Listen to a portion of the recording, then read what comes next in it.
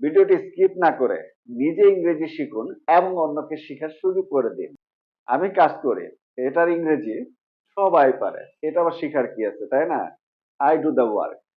আচ্ছা, বলুন তো, আমি কাজটি করাই বা করিয়ে নেই, এটার ইংরেজি কি হবে? এটা তো আরো সহজ, তাই না? আচ্ছা, এটার ইংরেজি হবে I make the work done. I make the work done. আচ্ছা, আমি তাকে দিয়ে কাজটি করাই, এটা তো আরো ইজি, তাই না? আচ্ছা, বলার চেষ্টা করুন তো কি হবে। আচ্ছা, আমি বলে দিই, I make him do the work. I make him do the work. আমি কাজটি করব, এটার ইংরেজি I will do the work. এটা আবার শেখার কি আছে?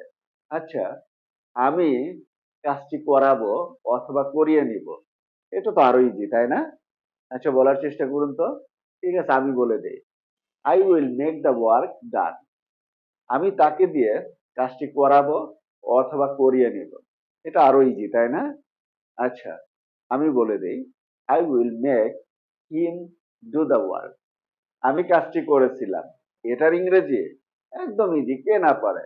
I did the work. আচ্ছা, আমি কাজটি করিয়ে নিলাম অথবা করিয়ে নিয়েছিলাম, এটা তো আরো ইজি, তাই না?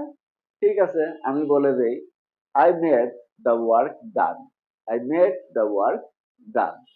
আচ্ছা, বলুন তো, আমি তাকে দিয়ে কাজটি করিয়ে নিয়েছিলাম অথবা করিয়েছিলাম, এটার ইংরেজি ইজি না আগেরটার চেয়ে? তাহলে আমি বলে দেই, I made him do the work. I made him do the work. Sentence গুলোর মধ্যে অবশ্যই পার্থক্য রয়েছে এবং সেটা আপনি কি খুঁজে পাচ্ছেন?